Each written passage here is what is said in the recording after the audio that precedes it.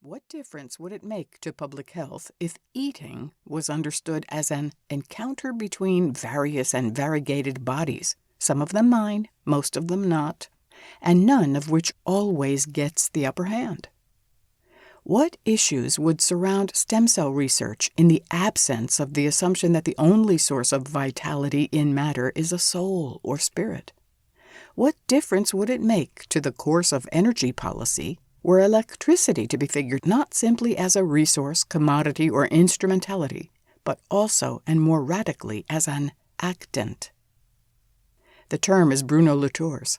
An actant is a source of action that can be either human or non-human. It is that which has efficacy, can do things, has sufficient coherence to make a difference, produce effects, alter the course of events.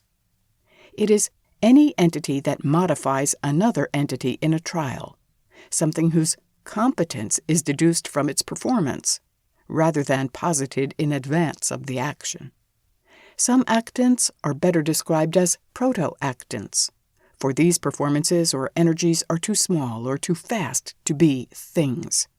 I admire Latour's attempt to develop a vocabulary that addresses multiple modes and degrees of effectivity, to begin to describe a more distributive agency. Latour strategically elides what is commonly taken as distinctive or even unique about humans, and so will I, at least for a while and up to a point. I lavish attention on specific things, noting the distinctive capacities or efficacious powers of particular material configurations, to attempt, as I do, to present human and non-human actants on a less vertical plane than is common, is to bracket the question of the human, and to elide the rich and diverse literature on subjectivity and its genesis, its conditions of possibility, and its boundaries.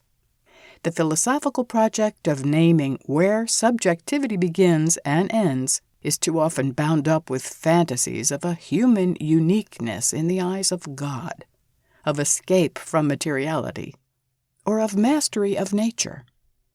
And even where it is not, it remains an aporetic or quixotic endeavor. In what follows, the otherwise important topic of subjectivity thus gets short shrift, so that I may focus on the task of developing a vocabulary and syntax for, and thus a better discernment of, the active powers issuing from non-subjects. I want to highlight what is typically cast in the shadow, the material agency or effectivity of non-human or not quite human things. I will try to make a meal out of the stuff left out of the feast of political theory done in the anthropocentric style. In so doing, I court the charge of performative self-contradiction. Is it not a human subject who, after all, is articulating this theory of vibrant matter?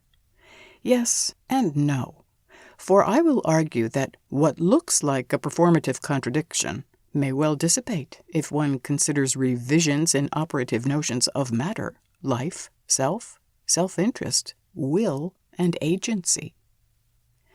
Why advocate the vitality of matter? Because my hunch is that the image of dead or thoroughly instrumentalized matter feeds human hubris and our earth-destroying fantasies of conquest and consumption. It does so by preventing us from detecting, seeing, hearing, smelling, tasting, feeling, a fuller range of the non-human powers circulating around and within human bodies. These material powers, which can aid or destroy, enrich or disable, ennoble or degrade us, in any case call for our attentiveness or even respect, provided that the term be stretched beyond its Kantian sense. The figure of an intrinsically inanimate matter may be one of the impediments to the emergence of more ecological and more materially sustainable modes of production and consumption. My claims here are motivated by a self-interested or conative concern for human survival and happiness. I want to promote greener forms of human culture and more attentive encounters between people materialities and thing materialities. The ecological character of a vital materialism is the focus of the